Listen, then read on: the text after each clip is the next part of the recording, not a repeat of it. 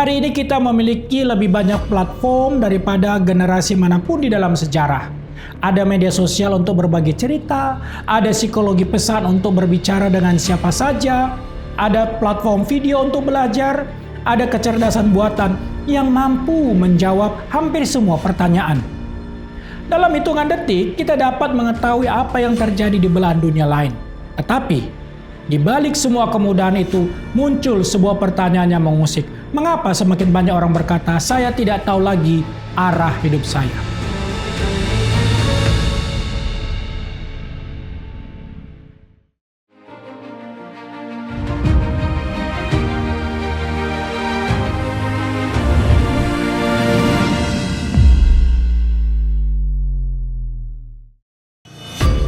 Salam, bertemu bersama saya Edward Purba. Apa kabar Anda hari ini? Saya berharap semuanya dalam kondisi damai sejahtera. Kita memiliki banyak platform, tetapi kehilangan arah. Kita tahu cara menuju sebuah lokasi dengan bantuan navigasi digital, tetapi kita sering tidak tahu kemana hidup ini sedang menuju. Hari ini, mari kita melihat persoalan ini melalui psikologi, realitas budaya digital, dan terutama melalui firman Tuhan kita. Platform memberi banyak akses, bukan hanya arah. Mari kita mulai dengan membedakan dua hal. Platform adalah alat, arah adalah tujuan, keduanya tidak sama. Sebuah aplikasi navigasi dapat menunjukkan jalan menuju suatu tempat, tetapi aplikasi itu tidak dapat menentukan apakah tujuan itu memang layak untuk dikejar. Saudaraku, media sosial dapat memperluas jaringan, tetapi tidak dapat menentukan nilai hidup kita. Kecerdasan buatan dapat membantu kita memperoleh informasi, tetapi tidak dapat menggantikan kebijaksanaan dalam memilih apa yang benar. Masalah manusia modern bukan kekurangan informasi. Masalahnya adalah kekurangan orientasi. Kita mengetahui banyak hal tetapi belum tentu memahami mana yang paling penting. Mengapa banyak pilihan justru membuat kita bingung? Psikologi mengenal fenomena yang sering disebut dengan choice overload atau kelebihan pilihan. Semakin banyak pilihan, semakin sulit seseorang mengambil keputusan. Hari ini kita memilih bukan hanya makanan atau pakaian. Kita memilih identitas, karir, gaya hidup, komunitas, pandangan hidup. Semua tersedia dalam jumlah hampir tidak terbatas. Akibatnya banyak orang mengalami apa yang disebut dengan decision fatigue. Kelelahan karena terus-menerus harus memilih. Ketika terus dibanjiri pilihan, kita bisa kehilangan kemampuan membedakan mana yang sekedar menarik dan mana yang sungguh bernilai. Disinilah banyak orang merasa hidupnya sibuk, tetapi tidak bertumbuh. Produktif tetapi tidak puas. Aktif tetapi tidak memiliki tujuan yang jelas.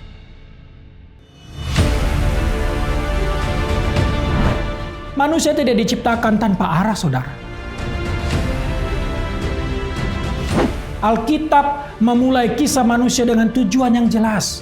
Dalam Kejadian, manusia diciptakan menurut gambar Allah untuk hidup dalam persekutuannya dengan mengelola ciptaan dengan penuh tanggung jawab.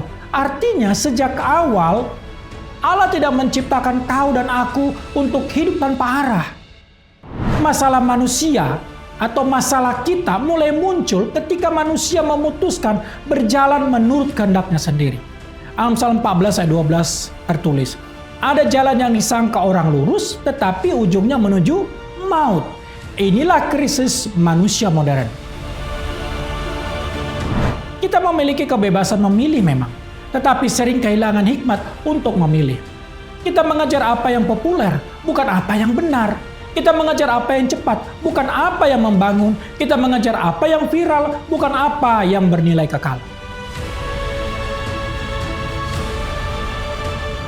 Tuhan Yesus tidak berkata, "Aku menunjukkan jalan."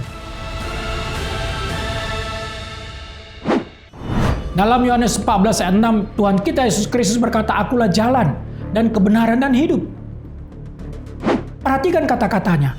Tuhan Yesus tidak hanya memberikan petunjuk arah, Ia menyatakan dirinya sebagai jalan dan arah itu sendiri. Ini adalah perbedaan mendasar. Dunia menawarkan peta, Kristus menawarkan dirinya. Dunia berkata, "Temukan jalanmu sendiri." Kristus berkata, "Ikutlah aku." Mengikuti Kristus berarti membangun arah hidup berdasarkan kehendak Allah, bukan sekedar mengikuti arus zaman atau algoritma. Ketika algoritma membentuk kehidupan. Algoritma media sosial secara khusus dirancang untuk menunjukkan apa yang kemungkinan besar akan kita sukai. Semakin sering kita melihat suatu jenis konten, semakin banyak konten serupa yang akan ditampilkan. Bukankah demikian? Lama-kelamaan kita dapat hidup di dalam ruang gema, hanya mendengarkan pendapat yang sesuai dengan kebiasaan kita. Sebagai orang percaya, kita perlu bertanya, apakah algoritma sedang membentuk cara saya berpikir lebih kuat daripada firman Tuhan? Nih, pertanyaan mendasar.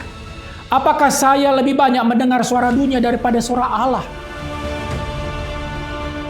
Jika setiap hari kita menghabiskan berjam-jam menyerap nilai-nilai dunia, tetapi hanya beberapa menit membaca firman, jangan heran jika cara berpikir kita terlebih sudah dibentuk oleh budaya daripada Injil.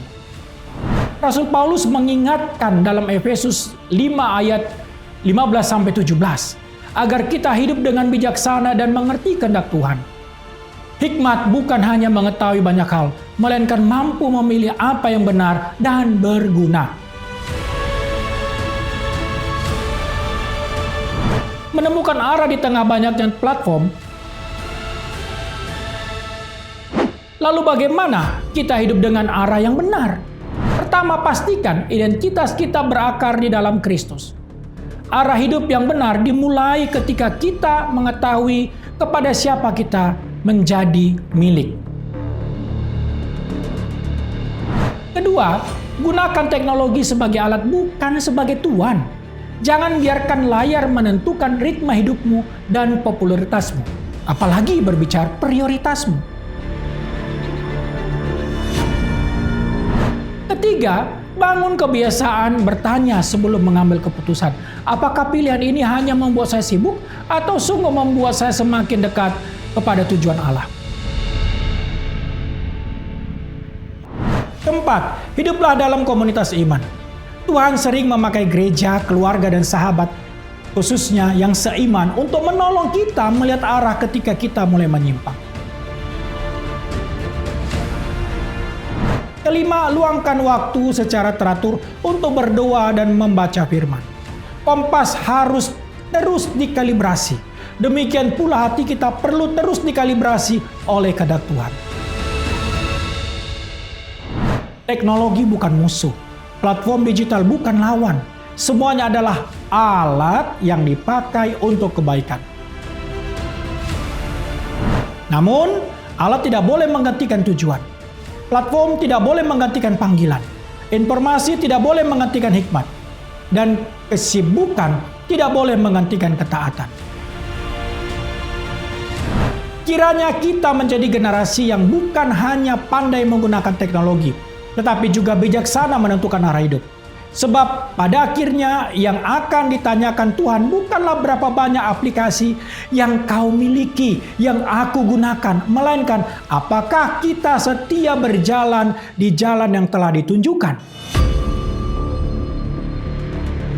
Kiranya Tuhan kita Yesus Kristus melalui kuasa-Nya Roh Kudus menuntun setiap langkah kita, sehingga di tengah begitu banyak platform kita tidak kehilangan arah, tetapi semakin teguh berjalan di dalam kehendak-Nya. Soli Deo Gloria, mari warnai dunia dengan pikiran Kristus.